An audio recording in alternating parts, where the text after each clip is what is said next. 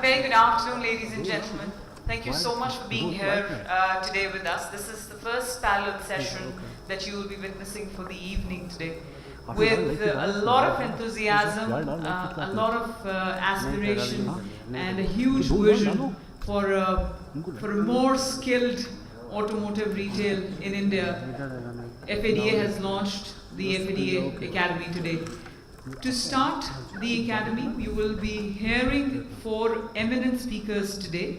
Starting right now, as we progress through the day, we'll start with Delna Avari. We'll have Dr. Anil Lamba with us. We'll also have Mr. C.S. Vigneshwar, who's also the director of the FADA Academy. And there'll also be a session from Reliance, where we'll bring together the senior leadership to talk to you more about how the general insurance business is shaping up the automotive retail. May I now please welcome Mrs. Agarwal to come forward and welcome our first guest of the day. Mrs. Agarwal, please.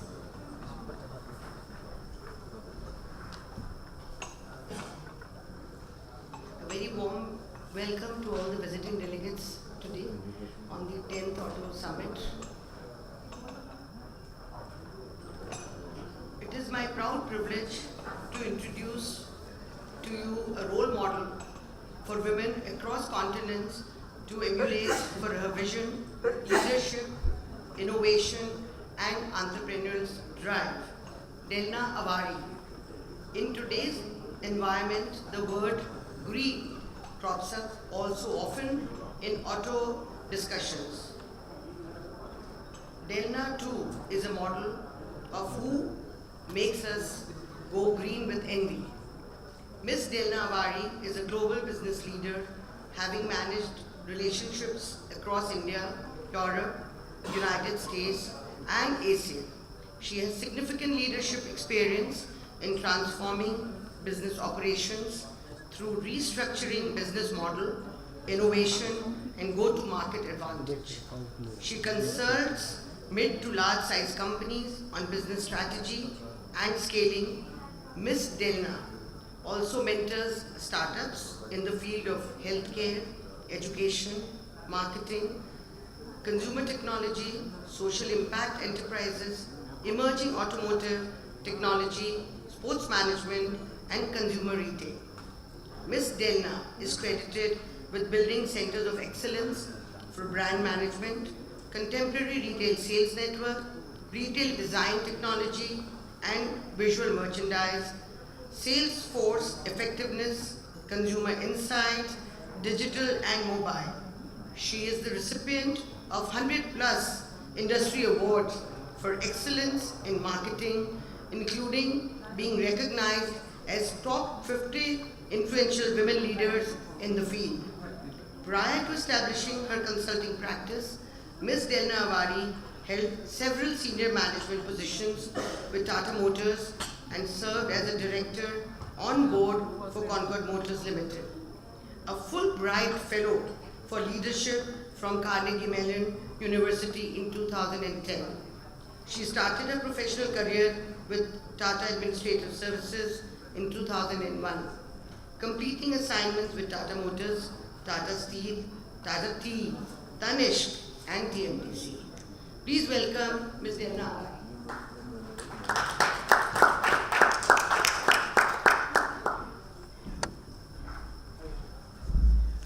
That was a lot, so the first thing I realized is that I need to reduce the introduction a bit.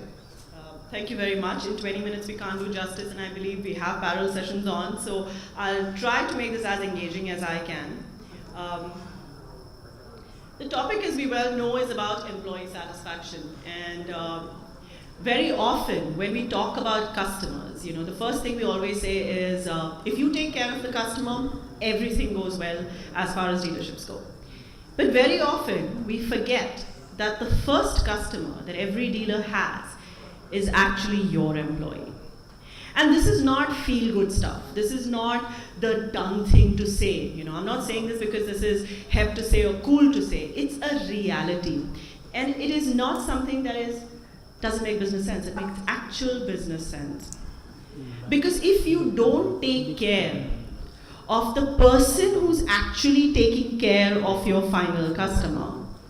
If the person who's actually taking care of your final customer is not feeling loyal towards you, is not feeling satisfied in the working condition that you have as a dealer, it starts spilling over onto your customer. The minute it starts spilling onto the customer, it starts spilling onto, guess what? Your bottom line. And very often we actually miss this very simple business reality, that your employee has the most significant impact on your bottom line. We often think of employees as a cost. When we sit and we talk about employees, we talk about the cost of acquisition is very high. Okay, the cost of hiring someone is high, the cost of retaining talent is high, talent मिलता नहीं है, sales people turnover बहुत ज़्यादा है, technician turnover बहुत ज़्यादा है. Talent, though India as a country has a lot of people, they are not necessarily employable. What do I mean by that? They are good people, but are they trained? Can they do a great job? So what happens is you go out there and you hire someone. Then when you've hired that person, you train that person. And the person leaves. So the cost of actually not managing your employees hits your bottom line so heavily, you don't realize it. You know, as dealers, one of the things that I used to always hear, and Meena ji, thank you for introducing, I spent 8 years outside India, 4 years in Europe, where I used to handle automotive commercial vehicles for Europe. And then another 4 years in ASEAN, so Thailand, Indonesia, Malaysia, the entire ASEAN province, we were looking at the strategy. And then I came back to India. I used to earlier be in commercial vehicles, and then I was running passenger vehicles for Tata Motors. The same thing everywhere. There'll always be those brands that people would tell me, brand pull nahi hai. Aapka brand pull nahi hai. Walk-ins nahi hai. I don't have enough walk-ins. Delna, you need to do something about this. We don't have brand pull. We don't have walk-ins. Isme karo. This brand is not selling. My question to you, have you created brand pull for your dealership? Have you thought about yourself as an employer brand? This is something I want you to think about, because remember, perception becomes reality very quickly. And I have been in the business of perception management for a very long time. I came back to India in 2010 end, early 2011, and that was a time when one of our biggest successes in Nano had a lot of problems. And from then to today, when if you went to the Auto Expo and you see some of the work that we've done, right from the Zest, the Bolt, the Tiago, Lionel Messi, tie-up, made of grey, Tigor, Hexa, Nexon, to now the Alpha and H5, you can see how Tata Motors has changed its journey, but a lot of it had to do with perception management. So in reality, you are fixing things, you are putting in the fundamentals of your business, but you are also fixing the perception of your business. So do you ever ask yourself this question? Why should somebody work with you? Why should somebody work with your dealership? When you start asking yourself these questions, you will come up with the right answers. It is the same thing that you feel, right? You spend a lot of time talking to the manufacturers over the last couple of days. And all of you would have had some reaction. There were some people, some of your manufacturer management who have been open. They talked to you, they listened to you. You felt valued. There might have been some, ये president उसने तो time ही नहीं दिया. Managing director से मैंने बात की, but I don't know whether he listened to anything I said or she listened to anything I said.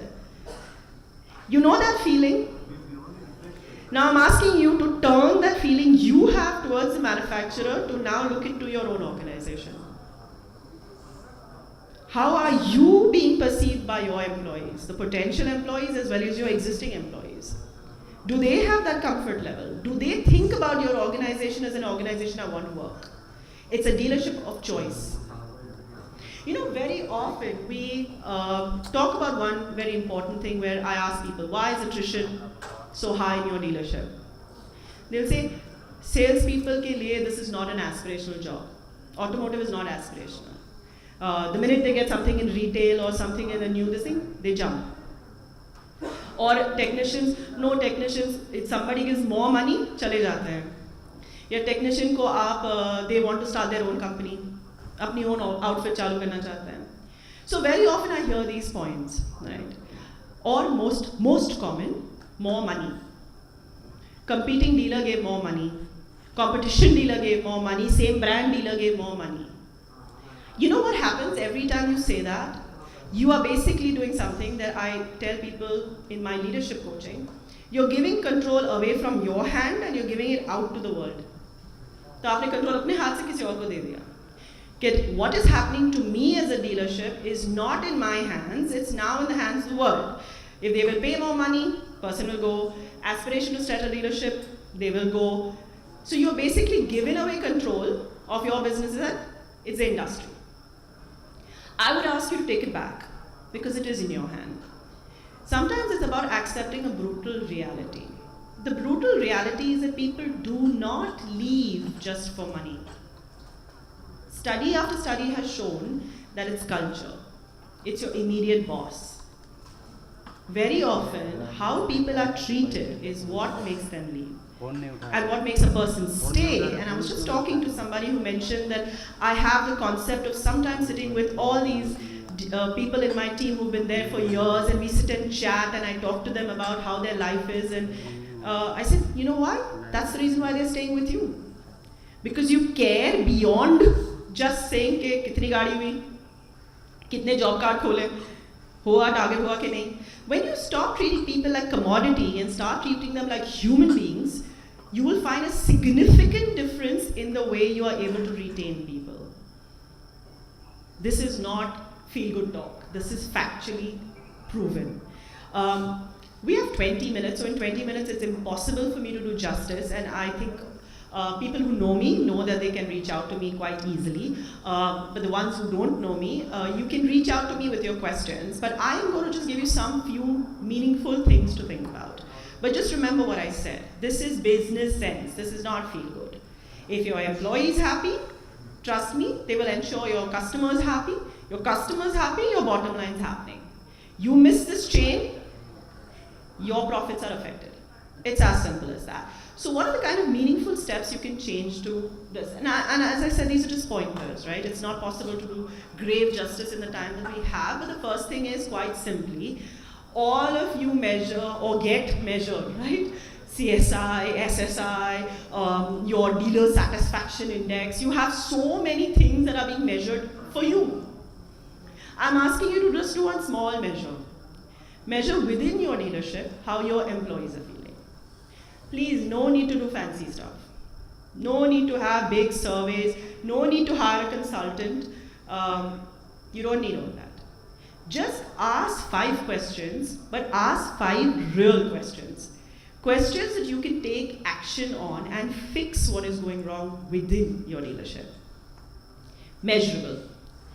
You know, it can even be done on a mobile, because आजकल तो सब mobile use करते हैं. आपका सारा staff mobile use करता है. So just have 5 questions that they can answer, collate it, and then the next step. Once you have measured something, communicate.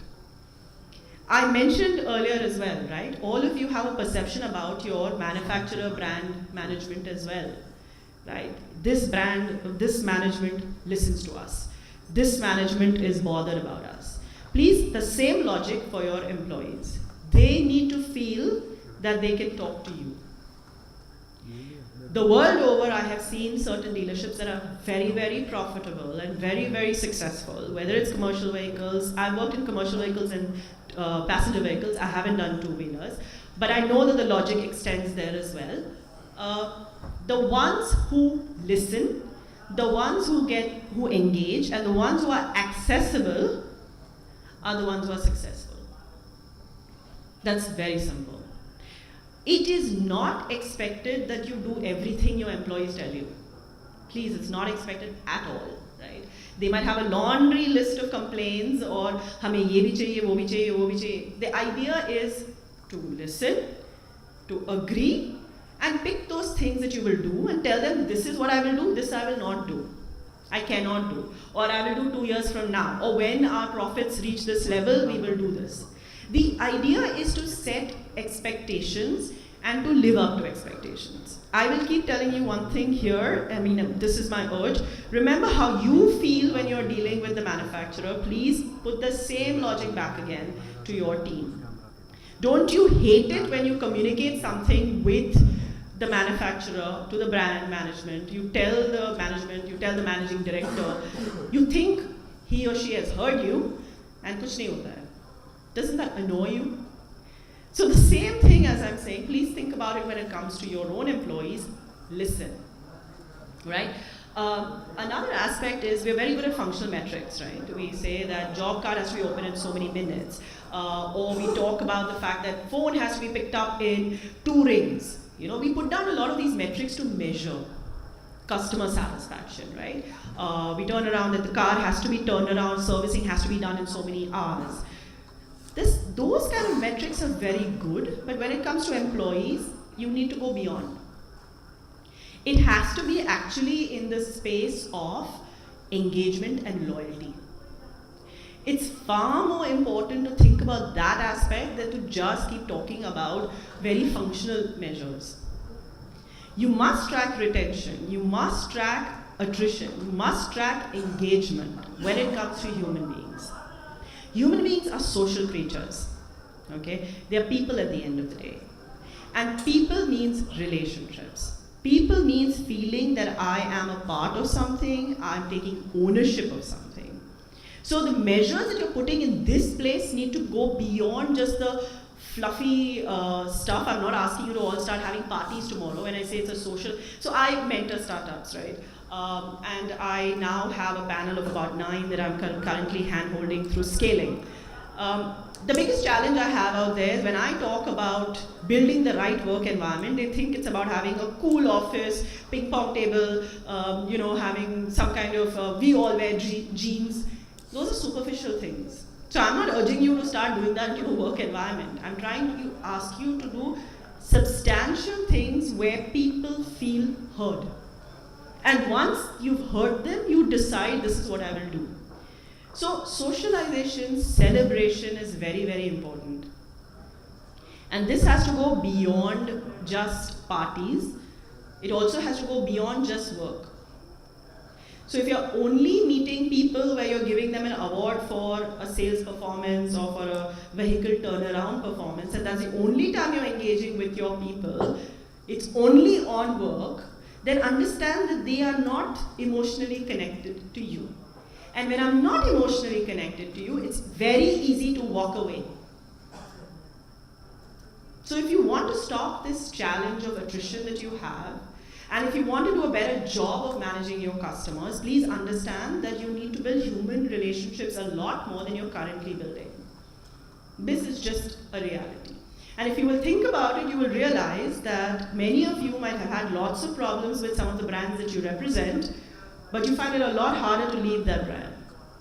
And it's not always because of money.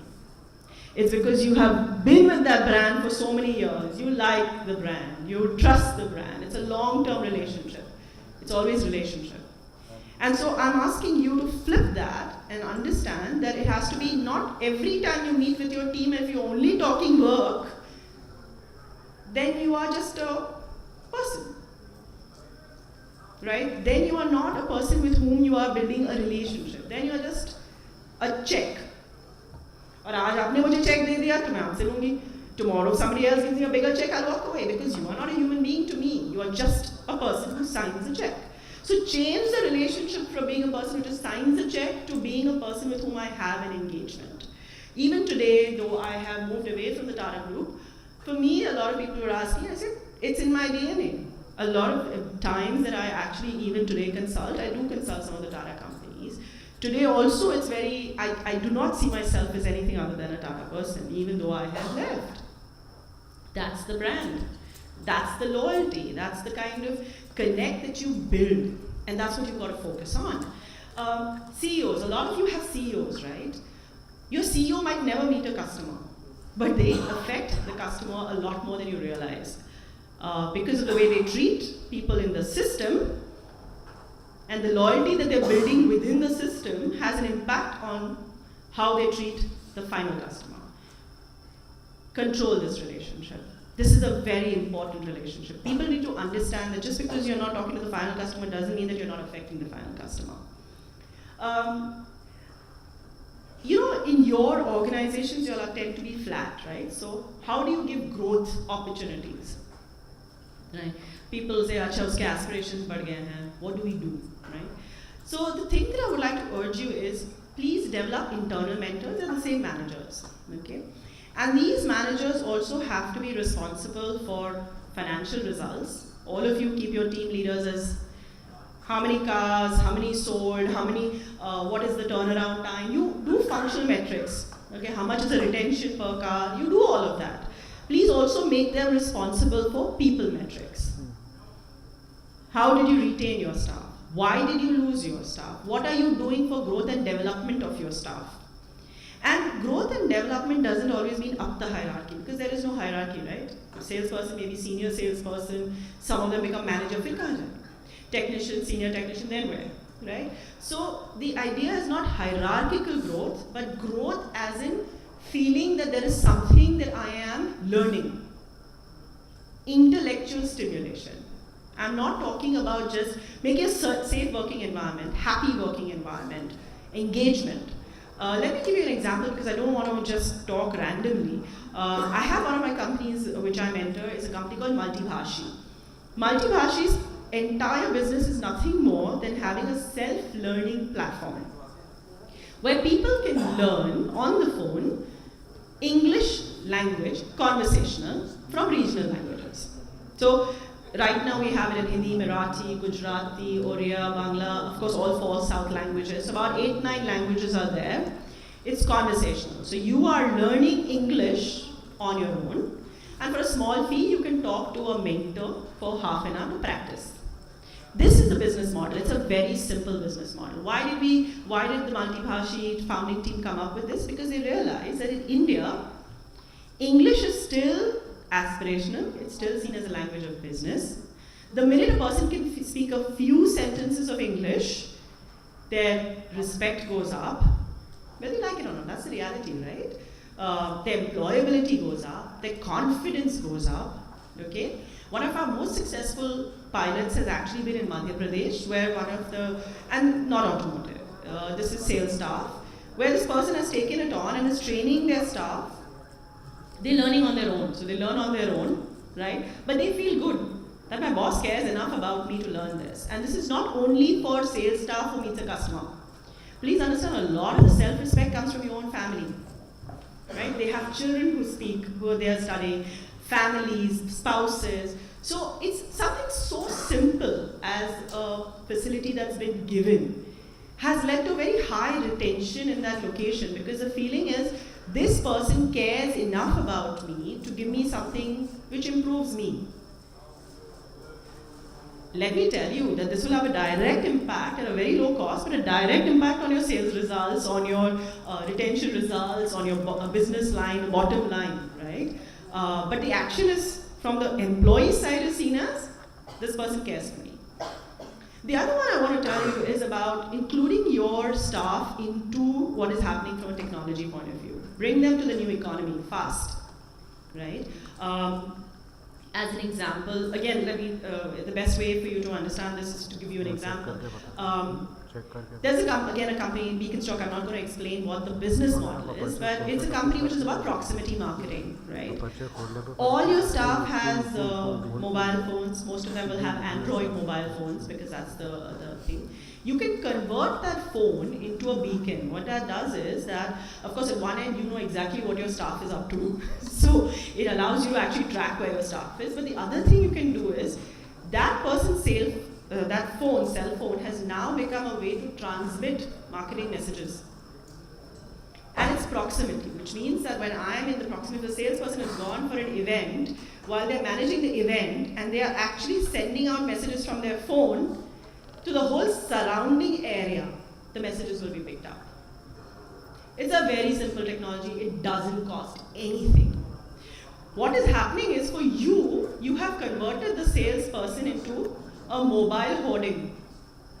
Have you understood? Because he or she is actually going around transmitting messages about your products and your services They won't mind doing it because guess what? They are actually helping their own job, right? Because they're actually selling around them. This is proximity marketing. Marketing is changing. You know, in 2016 when I showed the virtual drive, we launched the VR drive and we did the virtual showrooms and we did the virtual drives. 2016, 2018, yesterday when I was at the expo, everyone had it, right? We move beyond that as well, right? Because the technology is constantly moving, and are you moving with that? And are you moving with technology which directly affects your business? I wish people would stop taking selfies, but the reality is they're not going to stop taking selfies, right? So the reality is that they're not going to stop taking selfies. Believe it or not, there's a very simple thing that you can do with this. Your salesperson is taking a selfie which has the frame of your dealership already in it. Right there when they're doing a car delivery or they're doing an event or any of that stuff, you actually have the selfie which is taken. Right there, you upload it to your Facebook page or to your website. You have now, what you've effectively done is you've made your staff part of what? Absolutely, everything. They're actually helping your brand. They're actually filling up your website, your Facebook page with the right messages with your brand. So it's your dealership name event happening. So it's helping you directly from a sales perspective, from a turnaround perspective. But it's also helping you directly by what? Because that employee is thinking, I am working for such a cool dealership. The dealership is actually trusting me to be a part of the entire delivery journey. And you are now bringing them into this generation. You're bringing them a part of delivery, you're bringing them part of sales, but at the same time, they are feeling much better about themselves. So you're helping yourself in multiple ways.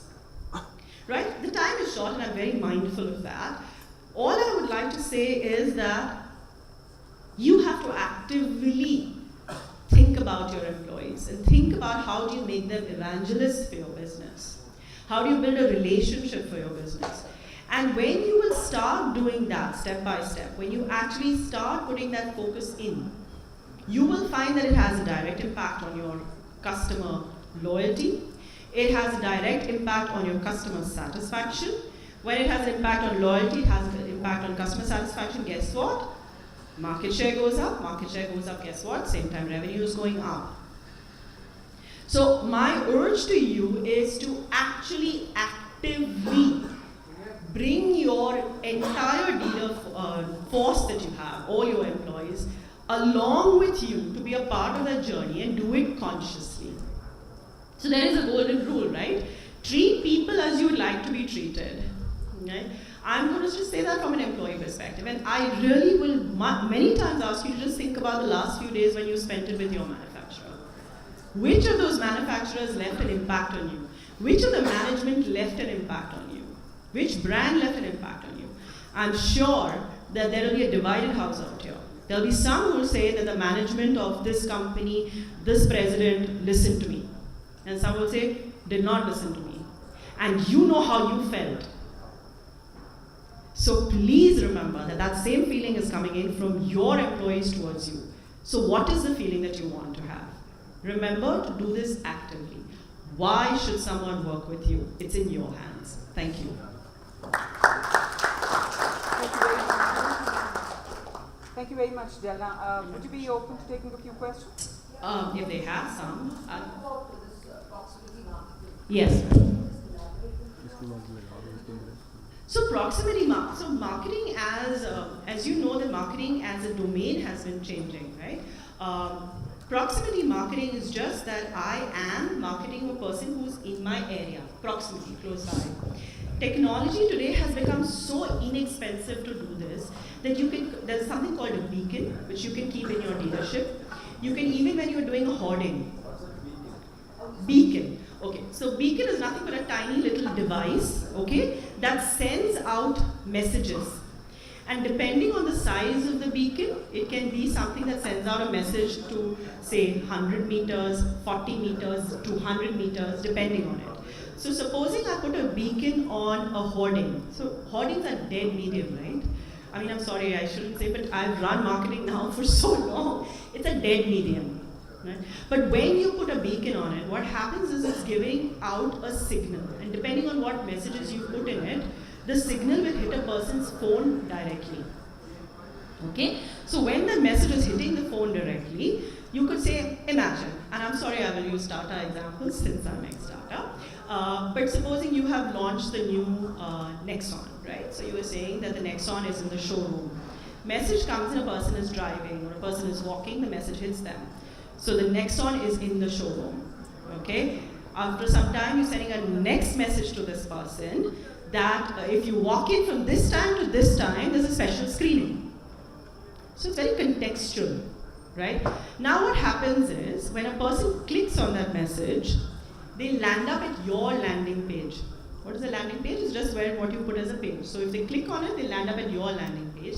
And when they land up at your landing page, after that, that inquiry is yours. You have so much information that after that, you can track this person throughout their journey, even online.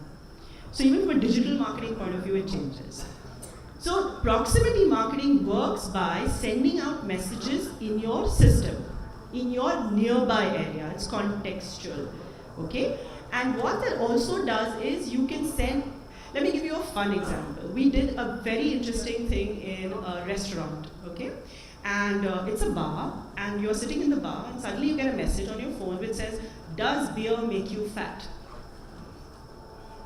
Now you will obviously click on it because you are having a beer. Now guess what that does is, when you've clicked on it, that restaurant now has you as a customer. It has your data, it has your phone, it has your information, it's going to track you after that, right? Also what they do is they give you a burn point right there. What we found is that people actually spend more money on food than on drinks, initially in India. So you give a 20% discount right there. If I was not planning to eat also, we are so greedy, we will spend it. We did another experiment for Tata Chemicals, where they were launching a low sodium salt. We put beacons inside all cardiologists in Bombay. Our beacons are existing. You're sitting inside the cardiologist and you get a message which says, have you got high BP? Switch to this new Tata salt that is there, which is low sodium. Guess what happens? Just sitting inside the cardiologist, you're already thinking about BP. If you've got a message that says, got high BP, switch, you will click it. The reason I mentioned this is, ma'am, is because of the fact that in the last several years, digital campaigns have barely something called 0.01 to 0.1 to 0.2, what we call click-through ratios. Which means if you click on it, you know it lands up on your page. The ratios have dropped so dramatically with advertising. On these campaigns that I mentioned, we are getting 30% to 60% click-through ratios. That means 30 to 60% of the people who are seeing the communication are clicking on it and are acting on it. So proximity marketing has changed. What it does is, even if you put a beacon outside your dealership, right, it's constantly sending out messages. So people who are walking by, they will actually pick it up. It depends on Bluetooth, it depends on Wi-Fi.